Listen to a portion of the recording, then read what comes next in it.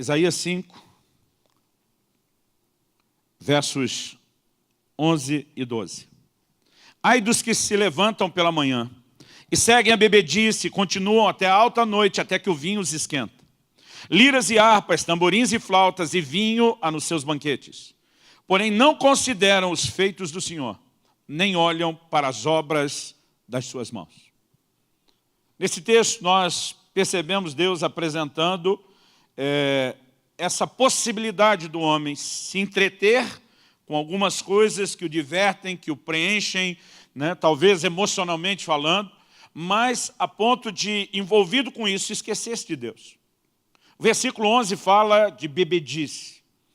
Fala daqueles que bebem desde a manhã até a noite. Mas o versículo 12 amplia aquilo que nós poderíamos classificar como denominador comum das festas, desde os primórdios da humanidade. Parece que tem 3 elementos que estão em todo tipo de cultura, né, em todas as épocas. O texto fala não só de bebida, fala de comida, de banquete, fala de comida e fala de música.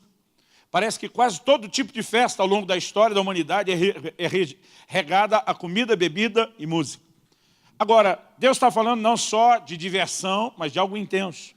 Ele fala de gente que se levanta pela manhã e seguem bebendo, continuam até a noite, até altas horas. Mas a consequência disso, o final do versículo 12 diz, porém não consideram os feitos do Senhor, nem olham para as obras das suas mãos.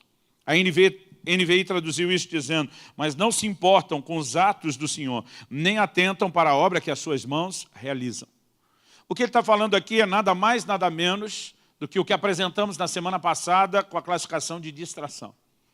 Alguém que se envolve tanto com entretenimento a ponto de esquecer de Deus. Eu mencionei aqui semana passada uma frase do conhecido autor Leonard Ravenhill. Ele diz que o entretenimento pode ser o substituto diabólico da verdadeira alegria. Nós mostramos que não existe nada de errado nele, mas que o perigo de descompensar existe. E o texto está falando disso. No entanto, eu não quero usar tanto a expressão distração hoje.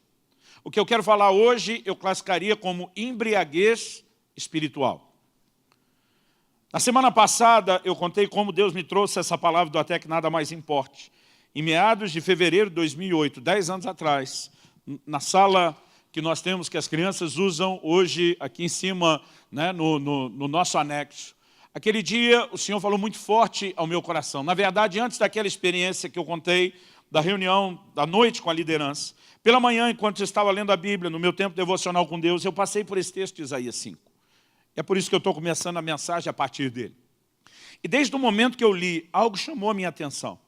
Eu brinco que tem hora que alguns textos da Bíblia parece que viram um letreiro de neon, né? Ele destaca, ele ganha corpo. E esses 2 versículos se agarraram no meu espírito de uma forma que durante o dia inteiro aquilo ficou martelando dentro de mim, na minha cabeça. Eu lembrava dele, aquilo voltava toda hora, mas eu não conseguia entender qual mensagem prática poderia haver nesse texto. Porque o tempo todo eu pensava na bebedice literal. Ai dos que se levantam pela manhã, seguem bebendo até a noite, até altas horas. E eu, particularmente, tive o privilégio de nascer e crescer num lar cristão. Bebida não era o tipo de coisa que esteve presente nem na nossa casa, nem na nossa criação. E era quase como se eu dissesse, Deus, acho que o Senhor errou o endereço. A mensagem não é para mim, não. Tenho nada a ver com esse negócio de ficar bebendo. Nem um pouco, quanto mais de manhã até a noite. E durante o dia todo, por não conseguir entender isso, obviamente eu não me abri para que a mensagem de Deus me alcançasse. Mas à noite, enquanto estava ali quebrantado, debaixo da visitação de Deus, e o Senhor falando comigo a respeito das distrações, nessa hora, Ele falou ao meu coração e disse, desde manhã, estou tentando te fazer entender algo a respeito da embriaguez, e você não conseguiu perceber. E naquela hora, os meus olhos se abriram, e eu entendi que Deus não estava falando mera e simplesmente de embriaguez literal. Na verdade, o Senhor Jesus falou, e nós vamos ver isso repetidas vezes no Novo Testamento, de uma embriaguez espiritual. Na verdade, se você abrir aí comigo no Evangelho de Lucas, no capítulo 21, e no versículo 34, você vai encontrar a seguinte declaração de Jesus, acautelai-vos por vós mesmos, para que nunca vos suceda que o vosso coração fique sobrecarregado com as consequências da orgia, da embriaguez e das preocupações desse mundo. E para que aquele dia não venha sobre vós repentinamente como um laço. Jesus está falando do dia da sua vinda, quando fala aquele dia. Mas ele fala sobre a necessidade de ter cuidado. Esse acautelai-vos foi traduzido no NVI como tenham cuidado. E ele fala de sobrecarregar o coração com embriaguez. Logo, ele não está falando de uma embriaguez natural ou literal, ele está falando de algo espiritual. E o que eu comecei a perceber naquele dia é que é um paralelo entre a embriaguez, o estado de embriaguez e os seus efeitos no natural, com algo que espiritualmente pode acontecer conosco. Eu não sei quanto contato você já teve com alguém que foi vencido pela bebida, que chegou ao estado de embriaguez. Eu já tive que lidar com muita gente, ajudar muita gente. E o quadro ele é praticamente o mesmo em todo lugar. Tirando aquele excesso de um coma alcoólico, nós podemos dizer que uma pessoa, quando entra no estado de embriaguez, ela sai do seu normal. O efeito do álcool vai comprometer algumas capacidades. Capacidade motora, você vê a dificuldade de equilíbrio da pessoa caminhar de forma correta. Aquilo vai afetar a fala, até o jeito, o tom da voz muda. Mas o impacto não é só aquilo que a gente pode perceber no comportamento físico, nas reações do corpo. A maneira de pensar e processar muda. Alguns limites, alguns freios, vamos dizer assim, do comportamento, eles são removidos quando a pessoa está embriagada. Em Efésios 5:18, Paulo diz, não vos embriagueis com vinho no qual há devassidão. Na verdade, a devassidão não está no vinho que a pessoa bebe. Mas dependendo da quantidade de vinho, aquilo consegue tirar o freio e tem a capacidade de liberar o potencial problemático que estava ali dentro. A gente percebe essa falta de freio em alguns que às vezes não costumam falar muito. Mas depois que beberam, a língua solta. E ele fala tudo o que acha e o que pensa e que num estado normal não falariam. Alguns, quando bebem, se tornam extremamente chatos. Outros se tornam extremamente violentos. Mas a verdade é que há sempre um comprometimento. Há efeitos, há sintomas se manifestam. E, obviamente, a embriaguez sempre leva a manifestar o pior e nunca o melhor de nós. E quando Deus está estabelecendo esse paralelo, eu olho para a embriaguez e ainda poderia destacar que ela tira o senso de perigo das pessoas. Você vê um camarada embriagado andando no meio de uma avenida de alto movimento sem a noção de que a qualquer momento ele pode ser atropelado. Você vê um camarada, às vezes franzino, pequeno, magro, encarando muito maior do que ele, com a valentia que ele não sabe que tem e com a falta de noção, que ele também não percebe que está manifestando, porque ele perde o senso do perigo. Agora, eu quero que você imagine algumas dessas características se manifestando na vida espiritual. A gente perdendo a noção do perigo, a gente se expondo a manifestar algo de carnal que tem em nós e nem a gente se dá conta. A gente tem muita coisa comprometida na nossa própria caminhada. O paralelo, ele define muita coisa. Eu quero procurar trabalhar isso porque a Bíblia mostra uma embriaguez espiritual. Nessa afirmação de Jesus, nós vemos isso. Por outro lado, e a prova de que existe embriaguez espiritual, é que o Novo Testamento também fala muito sobre sobriedade. E ele fala sobre ser sóbrio no âmbito espiritual. Ele não está falando só de ser sóbrio no natural e no literal. Nós vamos ver aplicações na Bíblia. O apóstolo Pedro, por pelo menos 2 vezes na sua epístola, fala sobre ser sóbrio. O Senhor Jesus falou isso em outros momentos do seu ensino. O apóstolo Paulo fala isso. Aliás, eu gostaria que você abrisse, por favor, em primeira carta de Paulo aos Tessalonicenses, no capítulo 5 e no versículo 4. E que você lesse comigo aí do versículo 4 até o versículo 8.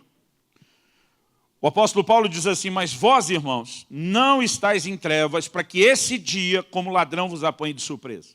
Esse dia, que vai aparecer em muitas versões aí com D maiúsculo, está, na verdade, falando do dia do retorno e da volta de nosso Senhor Jesus. Assim como em Lucas 21, verso 34, quando Jesus fala para se acautelar da embriaguez que pode envolver o nosso coração, ele também estava falando do dia do seu retorno. E da necessidade de sobriedade para essa ocasião. Verso 5. Porquanto todos vós sois filhos da luz e filhos do dia. Nós não somos da noite nem das trevas. Por favor, diga amém. Amém. Versículo 6. Assim, pois, esse assim, pois, é já que nós somos filhos da luz e do dia, não da noite nem das trevas, assim, pois, não durmamos como os demais. Pelo contrário, vigiemos e sejamos sóbrios. Quando ele está falando de não dormir, ele não está baixando a portaria dizendo que é proibido descansar, repousar daqui para frente. Ele está falando de um estado de sonolência ou letargia espiritual. Então vamos continuar com isso em mente. Não durmamos pelos demais, pelo contrário. O que é o contrário de dormir, dessa sonolência espiritual? Vigiemos e sejamos sóbrios. Ser sóbrio é o oposto de estar ébrio ou embriagado. Verso 7. Ora, os que dormem, dormem de noite. E os que se embriagam, é de noite que se embriagam.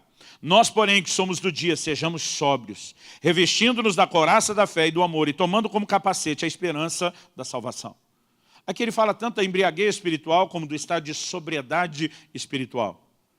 Ele diz, os que dormem, dormem de noite. Os que se embriagam de noite. Ele pega o paralelo do natural e aplica ao espiritual.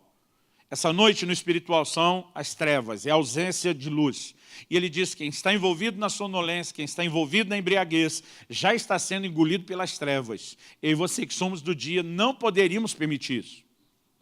Ao destacar isso, eu quero te lembrar que, embora, como falamos na semana passada, a distração em si não seja pecado, e nós vamos classificar aqui como sinônimo da distração e embriaguez, ela em si não é pecado, mas ela é um aliado do pecado que vai acabar nos arrastando para lá. Então, a Bíblia nos mostra a necessidade de cuidado, de vigilância. Vigiemos, tenhamos cuidado, porque embriaguez, querido, é algo que pode acontecer no plano espiritual com cada um de nós. Eu me lembro que naquela ocasião, há 10 anos atrás, daquela experiência onde tudo isso que eu estou ministrando começou, o Senhor me fez lembrar de um episódio que tinha acontecido alguns dias antes, de um pastor que chorou profundamente em arrependimento diante do Senhor, dizendo, o Senhor me disse que eu tenho me embriagado com as bênçãos dele, que eu me tornei como Noé. Eu lembrava que a Bíblia falava da embriaguez de Noé, mas eu nunca fiz nenhuma relação dessa embriaguez com bênção. E naquele momento o Senhor falou ao meu coração, eu queria que você tivesse entendido a mesma coisa já uma semana atrás. E depois daquilo eu fui tentar entender o que é que aconteceu com Noé. Em Gênesis 9, nos versículos 20 e 21, a Bíblia resume essa história em poucas palavras. Basicamente, a Bíblia diz, Noé plantou uma vinha e colheu o seu fruto. Por trás disso, a maioria de nós nem para pensar. Plantou e colheu, coisa normal, quem planta, colhe. O que normalmente a gente não para pensar é o pano de fundo cultural do comportamento dos povos antigos que você precisamos entender, e quando foi escrito naquela época, pressupunha-se que todo mundo que estava lendo entendia. O momento da colheita, e a gente não pratica nem o plantio, nem a colheita, não mais em larga escala, todo mundo, mas o momento da colheita sempre era um momento de festa. Por exemplo, uma das 3 festas anuais que Deus instituiu para o povo e a nação de Israel era a festa das primícias, a festa de Pentecostes. Na verdade, a festa de Pentecostes era a festa das primícias ou do princípio da colheita. Toda vez se colhia, se celebrava diante de Deus com gratidão a bênção do Senhor. Se reconhecia a bênção e o favor de Deus. Agora, os outros povos que não conheciam a Deus, os chamados povos pagãos, celebravam aos seus ídolos, aos seus falsos deuses, o que eles acreditavam ser a bênção, o favor de uma boa colheita. Não existia entre os povos antigos uma colheita sem festa, sem gratidão a algum tipo de divindade. Quando a Bíblia está dizendo que Noé plantou uma vinha e colheu o seu fruto, pressupõe-se uma celebração. O problema é que ele exagerou na celebração. Ele pega o fruto da própria bênção de Deus, que é uma colheita abundante da vinha, ele dessas uvas faz o seu vinho, e ele abusa do vinho, e ali ele se embriaga. E nós podemos, então, por inferência, entender um paralelo espiritual de que é possível embriagar-se com a bênção do próprio Deus. E eu quero te mostrar isso na Bíblia com mais clareza, porque esse texto eu quero usá-lo mais para efeito de ilustração do que para estabelecer a doutrina. Naquele dia, quando eu comecei a perceber pela primeira vez essa embriaguez espiritual e que ela poderia acontecer com a bênção, porque no natural a gente pensa a embriaguez é problemática, não só para quem se embriaga, para a família, para quem está próximo, para todo mundo. E a gente pensa, bom, se essa é encrenca, a gente tem que eliminar a causa, que é o álcool. Mas no plano espiritual, a causa não é necessariamente algo ruim. Talvez a forma como lidamos com aquilo, que provavelmente seja algo bom, a forma como lidamos é que seja ruim, mas não a coisa em si.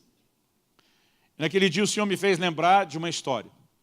Na verdade, naquele dia ele me deu 2 ilustrações, foram perfeitas para entender o que ele estava falando. Uma eu citei semana passada, quando falei da história do supermercado e da irmã que disse para o marido que eu queria não é que você fosse no supermercado, é que você quisesse ir. E Deus usou esse paralelo. Quando ele me disse o que eu queria não é que vocês me buscassem, é que vocês quisessem me buscar. Mas a outra história que ele deu também foi muito fácil para mim entender. Até porque 10 anos atrás ela estava muito fresca.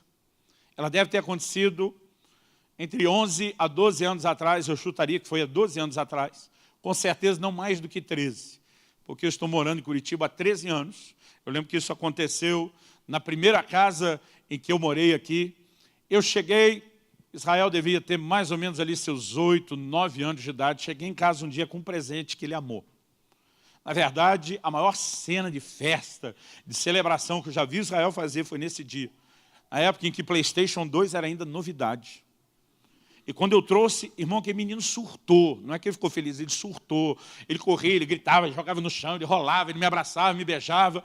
E pensa na alegria do menino que dizia, pai, obrigado, pai. Pai, você é o melhor pai do mundo. E vendo a empolgação dele, eu me senti o cara. Me senti o pai.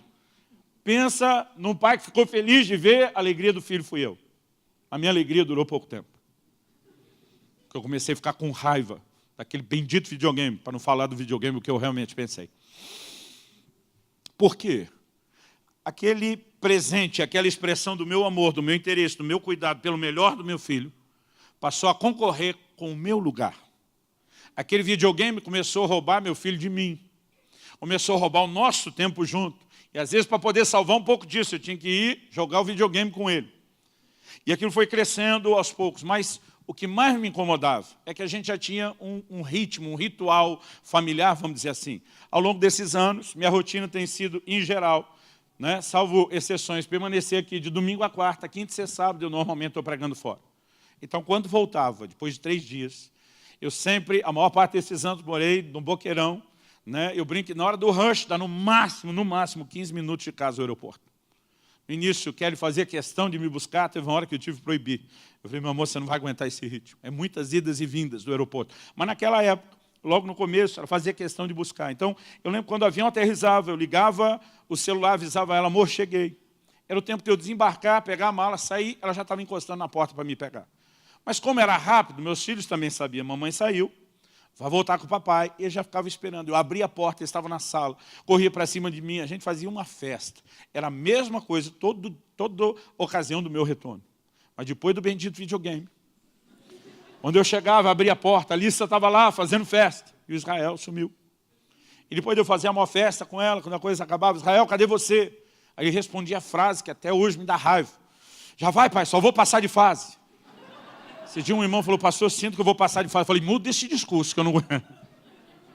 Eu estou valorizando um pouco aqui. Mas o sentimento para entender aquilo foi perfeito. O senhor disse, você lembra disso? Eu falei, lembro. Ele disse, pois é, vocês fazem a mesma coisa comigo o tempo todo. Vocês têm as versões espirituais do brinquedinho de vocês. Aquilo que vocês quiseram tanto, pediram tanto, acreditaram tanto. E que quando eu dei, vocês ficaram empolgados. Disseram que eu era o melhor pai do mundo. Mas essas bênçãos que vocês tanto queriam e que eu com tanto amor e alegria dei, agora estão roubando vocês de mim. E não existia talvez algo que eu pudesse entender com mais clareza. O como eu e você podemos entrar num estado de embriaguez espiritual. Eu não estou falando de pecado, eu estou falando de distração. Definido essa embriaguez espiritual que pode acontecer com as bênçãos de Deus, eu quero definir alguns tipos diferentes ou aspectos diferentes dessa embriaguez espiritual. E sabe, a maioria delas, nós vamos perceber que pode ter um elemento da bênção, do favor, da graça de Deus se manifestando nisso. Primeira coisa que me chamou a atenção é a maneira como Deus fala de Davi. Gente, nós falamos agora há pouco de Noé. Nós não estamos falando de um crente qualquer, meia boca, não. Deus fez uma varredura na terra inteira e disse, esse aí é o único que está prestando. Noé era o cara, era o crente dos seus dias. E conseguiu se embriagar com a bênção de Deus. Agora nós chegamos em Davi, o único que na Bíblia foi chamado de homem segundo o coração de Deus. Nós não podemos dizer que Davi não entendia de buscar o Senhor. Ele que faz a afirmação do Salmo 27,4. Uma coisa pedi ao Senhor, e a buscarei, que eu possa habitar no seu santuário, contemplar sua formosura, meditar ou inquirir no seu santo templo. Eu não quero estar dizendo, Deus, eu quero te conhecer, eu quero te contemplar, eu quero te estudar. E diz, tiver que escolher uma coisa, é isso que eu quero. Agora, a palavra de Deus mostra que Davi se embriagou com os prazeres carnais. Isso é apresentado pelo profeta Natan quando confronta, até como algo que Deus estava dizendo, até você passar o limite, era eu que estava te abençoando. Dá uma olhadinha comigo No segundo livro de Samuel, no capítulo 12 e no versículo 8. Segundo Samuel, capítulo 12, verso 8. O versículo anterior, o 7, Deus está dizendo, foi eu que te ungi rei sobre Israel, foi eu que te livrei de Saul. Agora olha o que Deus diz no 8. Dei-te a casa de teu senhor, as mulheres de teu senhor em teus braços, e também te dei a casa de Israel e de Judá, e se isso fora pouco, eu teria te dado ou acrescentado ainda mais. Deus está dizendo, meu amigo, fui eu que te abençoei, fui eu que te dei tudo que você tem, e se fosse pouco, Deus está dizendo, não é, se fosse pouco, eu teria dado mais. Às vezes a gente pensa que alguém tropeçou numa área só por causa da carência de algo. Irmão, você vai ver muita gente que pecou na abundância, não na carência, não na necessidade. Gente que se perdeu, se embriagou. Deus foi abençoando, acrescentando, mas de alguma forma ele extrapolou todos aqueles limites. E ele entrou em um lugar, em um nível de desejo que não só o embriagou, mas o levou a pecar contra Deus, o levou a pecar contra o Senhor. Eu tenho visto ao longo da minha caminhada, e não só nos exemplos bíblicos, muita gente se deixou embriagar por esse tipo de prazer. Eu tenho visto gente que se perdeu enquanto prosperava materialmente. Primeira carta de Paulo a Timóteo, capítulo 6, versículo 9 e 10, fala daqueles que querem ficar ricos, caem em tentação e em laço. A Bíblia diz que alguns deles não apenas traspassaram-se a si mesmos com muitas dores, mas desviaram da fé. A maior parte da minha vida eu li esse texto pensando que era o cara que queria ficar rico e não conseguiu, e ainda se perdeu. Muita gente conseguiu.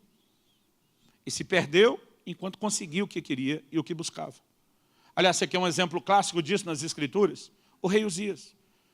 Depois de Davi, talvez, o maior general de conquista que a nação de Judá, na época do reino dividido, conheceu, foi Uzias. A Bíblia diz em 2 Crônicas 26, 5, que enquanto ele buscou o Senhor, Deus o fez prosperar. Ele não prosperou pelas suas habilidades, ele não prosperou mera e simplesmente pela sua capacidade. A Bíblia diz, Deus o fez prosperar. Aliás, o texto diz que ele foi extraordinariamente ajudado. Uma outra versão diz, maravilhosamente ajudado. Ajudado por quem? Lógico, está falando da ajuda e do favor de Deus. A Bíblia diz que seu renome se espalhou até a entrada do Egito. Ele subjugou todos os povos à sua volta. E o Egito, que foi uma das grandes potências do mundo antigo, ele manteve do portão para dentro. Quando a Bíblia diz que o seu renome chegou até a entrada do Egito, é porque ele não conquistou o Egito, mas manteve o Egito do quintal para dentro. Tipo, quem manda ir para fora agora sou eu, você fique no seu canto. É quase como se hoje, ao dar-se um exemplo, se referisse, por exemplo, aos Estados Unidos, uma grande potência, dizendo que manteve ele do quintal para dentro, sem ir a lugar nenhum e sem conquistar ou dominar coisa nenhuma. Ou seja, o cara foi abençoado e foi abençoado para valer. Mas o versículo 16 diz, havendo se tornado forte, corrompeu-se o seu coração. O cara chegou onde chegou e conquistou tudo que conquistou com a bênção de Deus, mas quando chegou lá, se perdeu. E tem muita gente se embriagando com a prosperidade, não só material, às vezes com o nível de conquista em que chegou. Talvez a gente olhe o primeiro exemplo de embriaguez e diga, esse aí tinha cara que ia dar ruim. Prazeres carnais. Ok, prosperidade, a maioria de nós não vai olhar para isso e dizer, é ruim em si, mas pode ocupar um lugar errado e pode nos embriagar.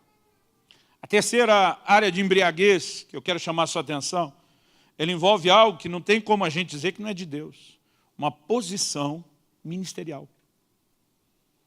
Em 1 Timóteo, capítulo 3, versículo 6, Paulo diz ao seu discípulo, não estabeleça como presbítero, não só um pastor, mas um líder de governo na igreja, um novo convertido.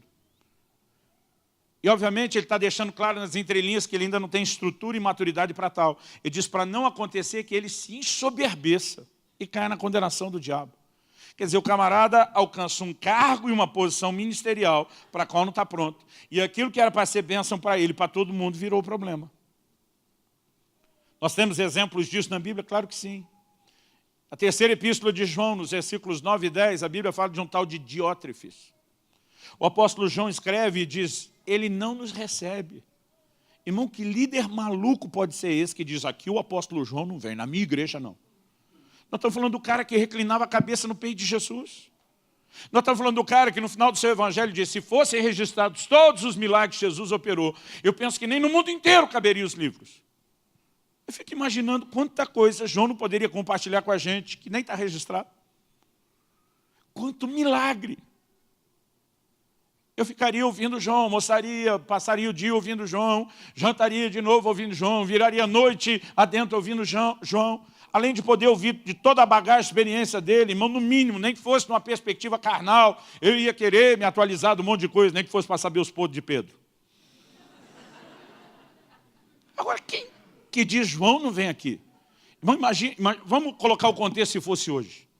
Você imagina o que é ter um seminário de escatologia na igreja com João, falando das visões que ele teve na ilha de Patmos, as revelações do Apocalipse.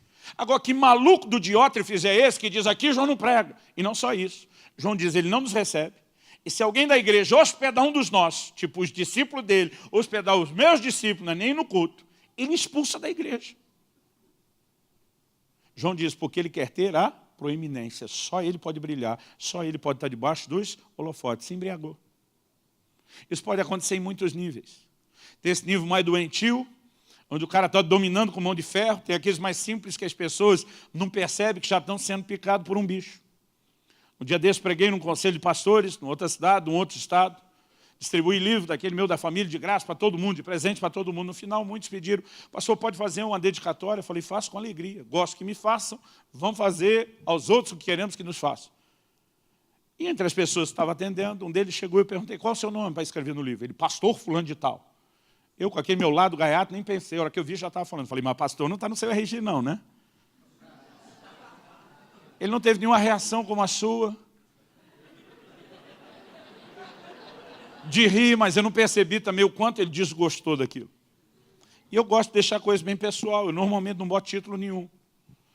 Normalmente, salvo exceções. Não chamo um médico de doutor, não chamo professor de professor e não chamo pastor de pastor. Eu vou lá e coloco o nome.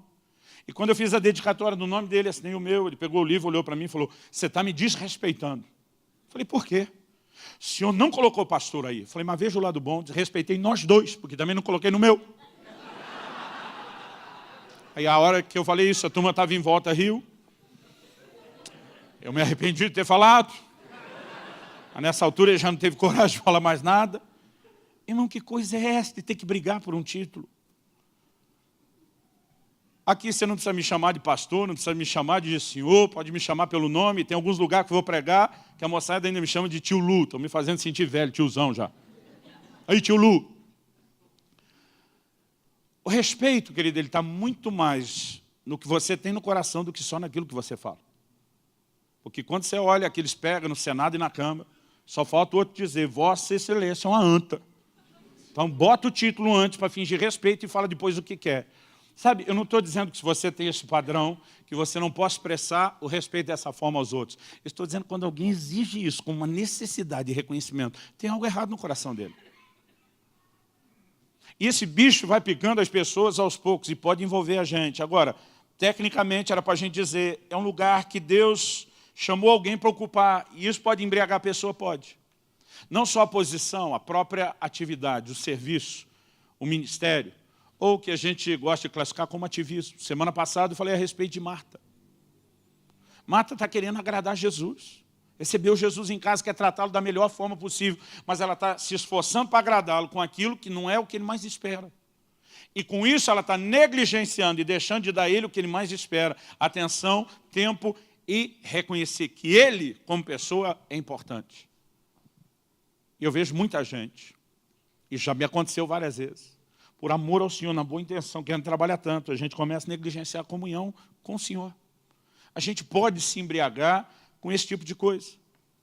Se você não entender isso, você não vai conseguir compreender por que os apóstolos, em Atos 6, eles batem o pé, dizendo, nós vamos terceirizar vários aspectos do ministério. Porque eles dizem, não é justo, não é correto que a gente abandone a palavra do Senhor para servir as mesas. Nós vamos terceirizar, vamos delegar funções. Os apóstolos dizem, nós perseveraremos na oração e no ministério da palavra. Sabe o que ele estava dizendo? Nós não podemos nos consumir só em trabalho. Isso comprometeu o tempo com Deus, que é o que dá a força e o vigor de um trabalho com resultados sobrenaturais. Então é possível se embriagar no ativismo? Sim. Então se você estiver anotando aí só para recapitular, número 1, prazeres carnais, número 2, prosperidade financeira, número 3, posição ministerial, número 4, ativismo, e número 5, cada um vai ficando mais sutil e com uma cara menos problemática. Número 5, família. Não, se tem uma coisa que dá para a gente, em primeira instância, dizer isso é importante, é família. Depois de Deus, nosso maior valor é a família. Agora, preste atenção no que eu falei, depois de Deus, não antes de Deus. E se por um lado nós temos algumas pessoas cometendo o excesso de valorizar mais o ministério, o trabalho e negligenciar a sua família, em nome da fé e do ministério destruíram suas famílias, isso é um extremo e errado. Nós temos outros que foram para outro extremo. Eles valorizam tanto, tanto, tanto a família, a ponto de deixar até Deus, que é mais importante, do lado de fora. E se isso não pudesse acontecer, Jesus não teria dito em Lucas 14, 26, você quer ser meu discípulo? Negue a seu pai, sua mãe, seus irmãos, irmãs, mulher, filhos e filhas. Ele não está dizendo para você chutar a família, mas está dizendo, me coloque antes. Eu preciso importar mais do que essas pessoas importam para você. Eu ainda tenho o primeiro lugar. Bota essa turma em segundo. Mas o primeiro é meu. Então pode ser que alguém, até na boa intenção, se dedique tanto à sua família e erre. Eu tenho visto isso de perto. Pais que os filhos, quando lembram deles, diz, foram exemplares. Um pai presente, uma mãe doadora, eu só tenho boas emoções, mas que cresceram tudo desviado e longe de Deus. Porque embora tiveram uma boa paternidade, um preenchimento emocional, tiveram quase nada espiritual. Porque esses pais, entendendo algo que era bom, legítimo, certo e importante, se embriagaram com isso, a ponto de esquecer que tinha algo ainda mais importante com isso, e que se combinasse os dois, teriam algo muito melhor. Agora deixa eu te dizer, querido, a maneira como você ensina os seus filhos, para aqueles que já têm e para os que ainda não têm, não é só através daquilo que você fala, é através do seu exemplo, é através do seu comportamento. E esses bichinhos, desde crianças, percebem mais coisas do que a gente imagina. Aí eu fico tentando imaginar o que é que um pai acha que está transmitindo para o filho. Quando ele consegue, numa quarta noite, 9 horas da noite, não importa quão cansado ele está do trabalho, e ele diz, meu filho, nós vamos para o estádio assistir o nosso time jogar. Está frio, está chovendo, ele gasta um dinheirão de ingresso, ainda passa nervoso e raiva, porque aquela miséria daquele time perde. Mas aí chega o domingo, e o filho diz, pai, vamos na igreja? Não, papai está cansado.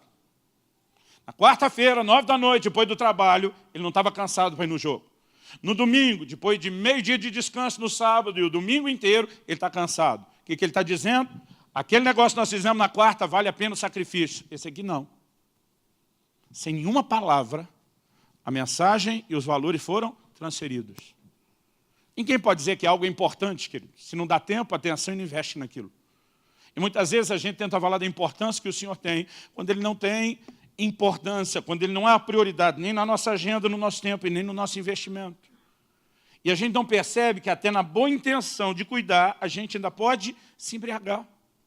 Eu repito, não estou falando que nenhuma dessas coisas são ruins em si mesmo. Eu estou dizendo que elas podem ocupar um lugar errado. Uma das desculpas que o Senhor Jesus disse que apresentaram lá em Lucas 14 para não ir à ceia, ao convite para o banquete, é quando o camarada diz lá no verso 20, casei-me, não posso ir. O casamento é a ideia de Deus. Eu falei que semana passada não dá para dizer que a escolha do casamento seja errada. É a ideia e plano de Deus. Errado é a escolha que alguns fazem de com quem vão casar. É aí que às vezes a bagunça acontece. Mas não dá para dizer que isso seja errado. Agora, eu posso me doar isso de tal maneira, a ponto de deixar de me consagrar desimpedidamente ao Senhor? Sim, Paulo falou isso em 1 Coríntios 7. Então, diferente da embriaguez natural, que a gente olha e diz, aquela miséria do álcool é o causador. Quando a gente fala do espiritual, não dá para tratar como ruim as coisas em si. Mas errado é a maneira como nós nos relacionamos, às vezes com coisas que são boas e que são legítimas. Mas a ideia não é só mostrar que existe uma embriaguez espiritual e definir alguns tipos para que te ajude a alertar. É a gente descobrir como prevenir, como evitar. Esse é o ponto principal. Mas antes de falar como prevenir, eu acho interessante quando a gente vai estabelecendo esses paralelos, porque, irmão, raríssimas exceções, salvo raríssimas exceções, normalmente aquele cara que já está embriagado ou que quer se embriagar, ele nunca quer fazer isso sozinho. Se você prestar atenção, que já tentei tirar muito bêbado da rua e de bares, a maioria deles não quer só beber sozinho, ele quer alguém bebendo junto. Vamos beber comigo que hoje eu estou pagando. Às vezes ele não está pagando, eles vão beber e hoje quem paga é você. Irmão, isso eu não treinei fazendo, foi só assistindo, tá bom? Agora, sabe o que eu percebo? Que no plano espiritual não é muito diferente. normalmente quem está se embriagando, ele não se limita só a ele. Ele acaba querendo envolver os outros.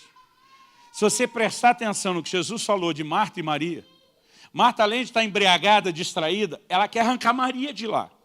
Ela quer embriagar a Maria do mesmo jeito que ela, no mesmo trabalho que ela, no mesmo ativismo que ela. Porque consciente ou inconsciente, parece que a gente deve processar algo mais ou menos assim. Se eu tratar aquele que está fazendo como, o que é certo como normal, então o errado ou anormal sou eu. Então é melhor tratar aquele que está fazendo certo como se ele tivesse errado e eu achar que o certo sou eu. Então certo sou eu que estou trabalhando, que dou um ativismo, e não ela. E de alguma forma parece que isso alivia a barra. Aí de vez em quando você vê um crente reclamando do outro, diz, aquele é muito fanático. O que ele está querendo dizer? O outro ora demais, não é ele que ora de menos. O outro vai demais na igreja, não é ele que vai de menos. E de alguma forma a gente está classificando o outro. E se a gente puder, ainda tenta arrancar o outro de lá. Não bastasse não estar buscando a Deus como deveria. Parece que para a coisa ficar boa e tranquila, a gente tem que nivelar todo mundo no lugar onde nós estamos. Embriaguez, que ele não é só um assunto sério. É um inimigo perigoso e sutil, dos mais ninja na vida espiritual, que chega, a gente fere sem nem ver de onde que veio e como é que aconteceu. Agora, como evitar? Eu acredito que a principal maneira de lidarmos com isso é quando o Senhor, de fato, tem esse lugar de importância continuamente cultivado, a ponto da gente não deixar que nenhuma dessas outras coisas sejam tão importantes a ponto de tirar os nossos olhos dele para colocar nessas coisas. Agora, como preservar esse lugar? Como chegar e ficar nesse lugar onde nada mais importa? Eu acredito que nós temos que cultivar alguns valores e práticas. E se você não conseguir lembrar muita coisa do que eu falei hoje, eu espero que você pelo menos lembre essas 3 questões práticas que eu quero colocar agora. Em primeiro lugar, eu acredito que nós precisamos de um envolvimento mais profundo com a palavra de Deus. Em segundo lugar, eu acredito que nós precisamos nos encher do Espírito Santo e entender a importância que isso tem na vida cristã. Em terceiro lugar, e o que vai ajudar os 2 primeiros, é a prática do lugar secreto, do tempo a sós com Deus, do devocional diário. Um dia desse alguém me perguntou, pastor Luciano, o que o senhor acha? Que uma das grandes causas da maioria dos crentes não tem uma vida espiritual muito relevante, de não viver o melhor de Deus, de não ser tão frutífero, de às vezes ter uma vida que beira o medíocre, cheia de fracasso e tropeço. Eu falei, olha, é difícil generalizar, mas se tivesse que generalizar por uma coisa só, sem titubear, disparado na estatística, eu diria que talvez o nosso maior problema é a falta do tempo devocional com Deus. A maioria de nós quer viver de cultos semanais, de reuniões semanais, e não entende a importância de cultivar um relacionamento diário com Deus. E você não pode, querido, ter nenhum tipo de relacionamento profundo com alguém que você vê só de vez em quando, com quem você não gasta tempo. Antigamente se dizia que para conhecer alguém você tem que comer alguns sacos de sal, que é o tipo de coisa que demora para consumir. Era uma maneira de dizer que tem que ter tempo junto. Não tem como chegar a um lugar de intimidade sem tempo junto. Agora, eu não entendo como a gente imagina ser possível ter uma vida espiritual extraordinária sem devoção com Deus, sem tempo diário com Ele. Essas coisas deveriam ser inegociáveis. Mas vamos voltar na ordem e falar primeiro da palavra de Deus. Moody, o grande evangelista, dizia, referindo-se à Bíblia, ou esse livro me afastará do pecado, ou o pecado me afastará desse livro. Irmão, o relacionamento com a palavra de Deus não diz respeito apenas a gente ter informação. Não é só ter conhecimento, não é só entender a doutrina. Embora essas coisas são importantes, é muito mais do que isso. O relacionamento com a palavra, ele desperta em nós uma consciência espiritual. E essa consciência nos guarda, nos preserva. O primeiro versículo da Bíblia que minha mãe me fez decorar aos 4 anos de idade, eu ainda lembro muito bem. Salmo 119, 11. Escondi a tua palavra no meu coração, para não pecar contra ti. Ela diz, antes de você começar a entender a Bíblia, entenda por que é importante você entender a Bíblia. Isso vai te manter longe do pecado. Eu quero te dar um exemplo bíblico disso. Vá comigo para Deuteronômio, capítulo 17. Deuteronômio, capítulo 17. Eu quero que você observe a instrução que Deus deu a respeito de um futuro rei que a nação de Israel ainda viria a ter. Nem existia nessa época. Mas Deus já estava regulamentando como deveria funcionar a coisa.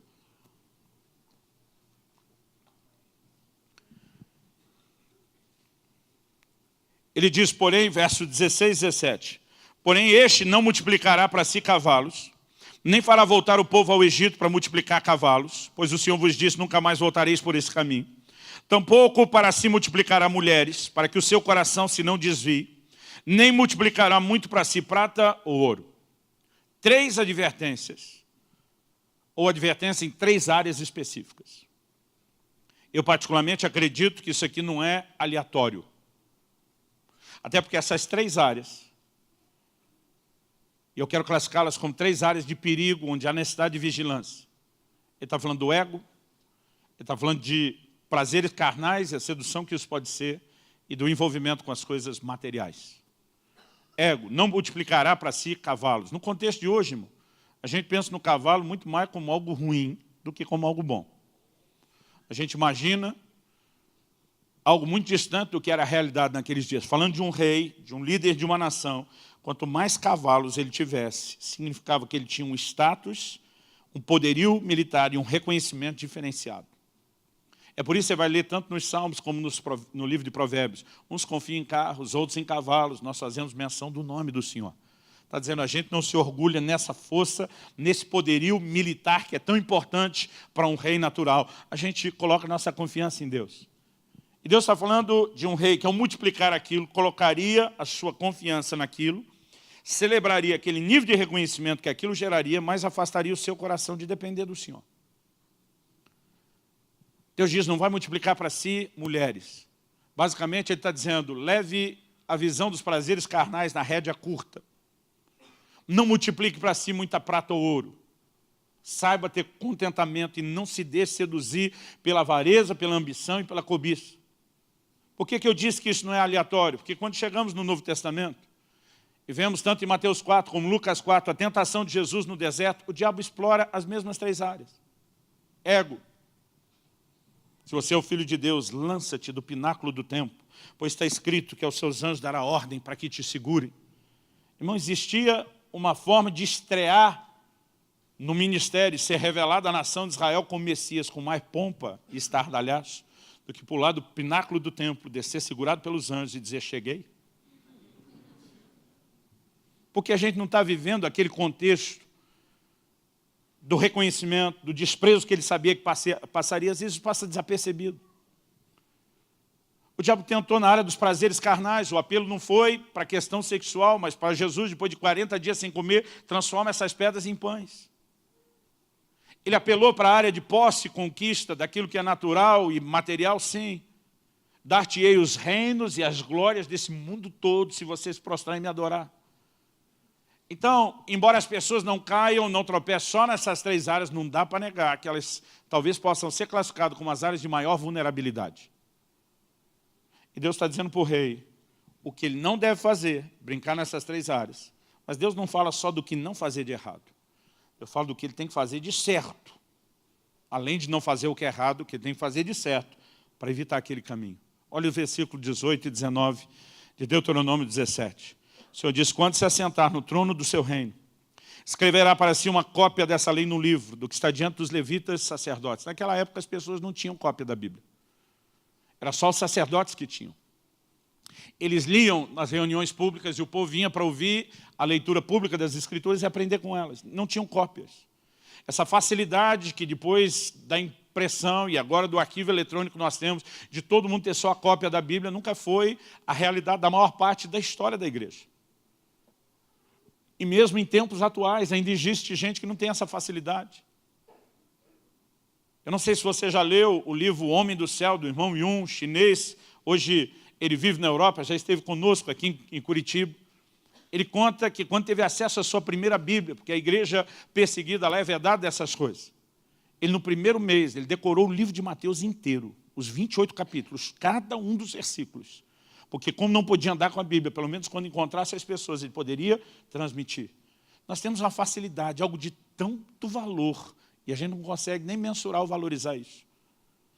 Deus está dizendo para esse rei, por que você tem que ter uma cópia? Verso 19. O terá consigo e nele lerá todos os dias da sua vida. Diga comigo, todos os dias da sua vida. Irmão, se a gente se dedicasse um pouquinho mais. Eu conheço um monte de crente com anos e anos e anos de vida que eles nunca leram a Bíblia toda. Não, se de segunda a sexta, dia de aula ou de trabalho, pensa assim, você lê 3 capítulos por dia, 3, que dá para parcelar um de manhã, um no almoço e outro à noite. E sábado e domingo, você lê 4, aumenta só 1. Todo ano você lê a Bíblia inteira, todo ano após ano. Todo dia alguém falou, pastor, o que o senhor acha de ler a Bíblia um ano? Eu falei, eu acho que é o mínimo do mínimo do mínimo. Porque pior do que isso, irmão, está muito ruim. Mas se a gente aprendesse a gastar tempo com a palavra todos os dias, isso iria proteger o nosso coração e manter acesa a nossa consciência de quem Ele é. A segunda coisa é encher-se do Espírito. Em Efésios 5,18, Paulo diz, não se embriaguem com vinho, mas encham-se do Espírito Santo. No dia de Pentecostes, quando foram cheios do Espírito, alguns olhavam e diziam, eles estão embriagados.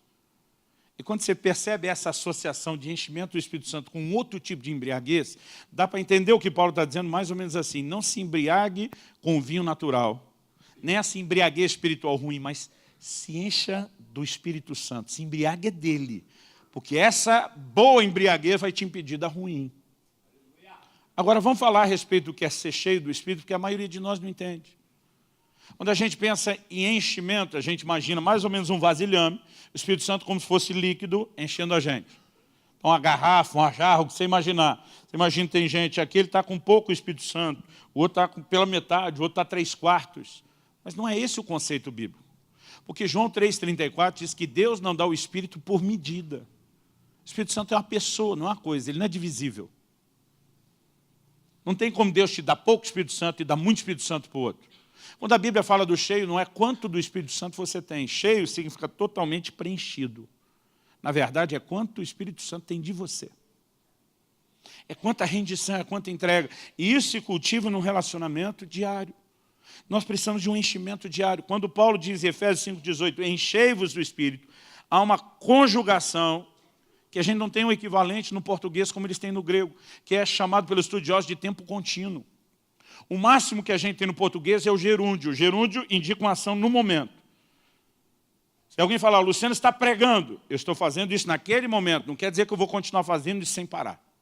Mas ele indica a ação do momento. O tempo contínuo é quase como se a gente, na hora de traduzir, falasse o seguinte, fulano está comendo, vai continuar comendo sem nunca parar de comer. Fulano está andando, ou como diria o paulista, andando, comendo, pulando, sem nunca parar de andar, comer ou pular. E quando ele diz enchei-vos do Espírito, ele está falando de um enchimento contínuo, ininterrupto. Nós precisamos nos encher continuamente. Cada dia nós temos que nos render. Cada dia nós temos que nos deixar ser totalmente preenchido. E sem cultivar comunhão e entrega ao Espírito Santo, a probabilidade da embriaguez, que termina lá na frente com queda e pecado, é grande. Agora, essas duas coisas igualmente importantes, o Espírito e a palavra. Jesus disse, errais, não conhecendo nem as Escrituras, palavra, e nem o poder de Deus, a ação do Espírito. São os erros que nós mais cometemos. Essas duas coisas podem ser cultivadas onde? Naquilo que Jesus chamou do lugar secreto. Entra no teu quarto, fecha a tua porta e fala com teu pai em secreto. Nós não podemos viver só de culto público. Nós precisamos de tempo com Deus todos os dias.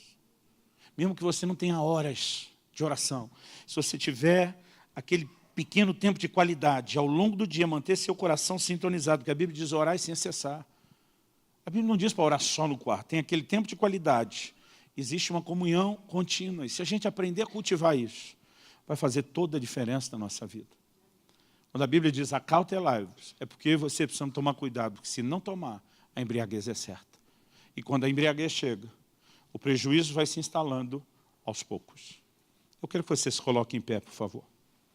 Eu aprendi quando criança, ouvi isso do meu pai, não sei de quem ele ouviu, com quem que ele aprendeu. Mas ele sempre usava essa alegoria. Ele dizia que se você pegar uma rã e jogar num caldeirão de água fervente, de água quente, do jeito que ela bate lá, ela salta e dispara fora. Porque ela sente aquela mudança intensa de temperatura, ela percebe o perigo e ela vaza depressa.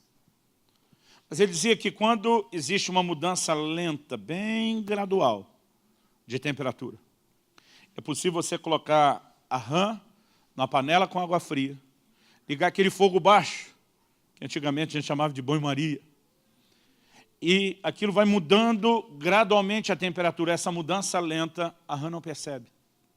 Então você nem precisa tampar o caldeirão. Pode deixar aberto com espaço para ela fugir, mas ela não vai fugir, ela vai morrer cozida. Porque aquela mudança gradual, ela não percebe. Eu acredito que muitas vezes, eu e você já passamos aquele ponto que o diabo vai jogar a gente na água quente do pecado e a gente vai aceitar.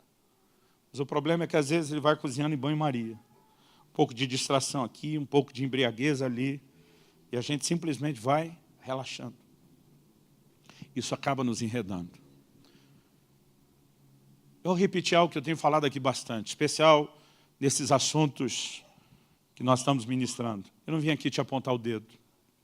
Eu não vim aqui jogar pedra em você. Alguns eles têm muita dificuldade de lidar com o confronto. Seja o tipo de criação, seja o tipo de temperamento. Alguns, quando são confrontados no erro, eles se fecham. Eles se colocam debaixo de culpa, de condenação. Eles têm aquele comportamento quase extremo, tá? Eu não presto para nada, mesmo não adianta nada, quer saber, estou fora. Não é isso que Deus espera de nós. Quando no livro do Apocalipse o Senhor Jesus diz, eu tenho porém contra ti que abandonar seu primeiro amor, ele está confrontando, tá. Mas o que ele diz? Lembra de onde caíste? Ele diz, arrependa-se. Ele diz, e volta à prática das primeiras obras. Ele está dizendo, eu não estou confrontando você para dizer que é um caso perdido. Eu quero que você saiba que eu quero você de volta. Eu quero que você saiba que isso tem conserto. Eu quero que você saiba que você pode se arrepender e eu quero que você volte. Porque o propósito é a cura, é a restauração. Então, a minha oração é que você possa receber isso da forma correta. Eu não vim aqui pisar em você. Eu estou compartilhando as correções de Deus na minha vida, na esperança de que a carapuça lhe sirva, de que isso também te ajude. É algo que eu e você precisamos entender. Que é a única razão que leva Deus a lutar com tanta insistência por esse nível de relacionamento mais profundo. Lutar para ter cada um de nós desse lugar. É pelo tanto que Ele nos ama. Irmão, há uma coisa que me fascina e minha cabeça nunca vai entender. É esse amor que a Bíblia classifica como acima do entendimento. Não dá para entender o amor de Deus. Mas quando nós o sentimos, uma percepção de revelação que seja mínima, a gente vai chegar àquela conclusão de Paulo em 2 Coríntios 5,14, o amor de Cristo nos constrange. Como eu posso falhar tanto com Ele? E Ele continua lutando para extrair o melhor de mim. Que Deus é esse que desde que criou o homem, lá no jardim colocou o primeiro casal, não respeitou nem a lua de mel do casal, estava todo dia querendo ter comunhão. Que Deus é esse que em vez de apenas satisfazer com um comportamento religioso, e diz a intimidade do Senhor, é para aqueles que o temem, aos quais Ele dará a conhecer a sua aliança. E nós precisamos entender que a única razão para Ele exigir um pouquinho mais de mim e de você, é porque Ele não apenas quer ter mais de nós, Ele quer que através de conseguir mais de nós, nós também possamos ter mais dEle. Eu gostaria que você falasse com Deus por alguns instantes e deixasse Deus falar o seu coração. Coloque a sua vida diante dEle. Talvez você precisa reconhecer que você não chegou nesse lugar onde nada mais importa, ou que talvez você o tenha perdido. E que isso precisa ser resgatado, isso precisa ser restaurado. E esse é um excelente momento para que você comece a não só lembrar o que você já teve, mas a se arrepender. A decidir pegar o caminho de volta. Talvez seja uma hora de perceber a voz de Deus trazendo advertências para áreas onde talvez você já esteja se embriagando. Onde você esteja cedendo terreno aos poucos, ainda que talvez não tenha sucumbido ao pecado. As distrações, a embriaguez podem estar te envolvendo, te seduzindo. Lentamente tirando os seus olhos dele, ou roubando a importância que ele tem. Quando outras coisas parecem se tornar quase tão importantes quanto o Senhor Jesus. Isso deveria ser um sinal de alerta na minha e na sua vida. Espírito Santo, vem sobre nós. Ajuda-nos, Senhor, a entrar nesse lugar de entendimento, de percepção espiritual, de resposta. E nós oramos por despertamento espiritual. Nós oramos não apenas por arrependimento e conserto, mas por despertamento espiritual. Nós queremos entrar nesse lugar de fascinação, onde falamos da sublimidade do conhecimento do nosso Senhor, onde conseguimos te desejar mais do que as outras coisas. Não apenas aqui, não só agora, mas a partir de agora nós clamamos sopra sobre nós, traz despertamento. Nós clamamos que aquilo que o Senhor está fazendo nesse lugar não termine quando sairmos. Nós não queremos te tratar como uma torneira que é fechada, um interruptor que é desligado. Nós queremos que a boa obra começada continue e seja aperfeiçoada. Nós queremos que o Senhor tenha cada vez mais de nós. E sabemos que inevitável e consequentemente também teremos mais do Senhor. Ajuda-nos. Eu quero abençoar e fortalecer cada um dos meus irmãos e irmãs nesse lugar. Pedir a graça do Senhor sobre as suas vidas. Em nome de Jesus. Clamar por dias de despertamento. Dias de retorno a esse lugar de comunhão e intimidade. Em nome de Jesus. Se você crê e concorda, diga amém.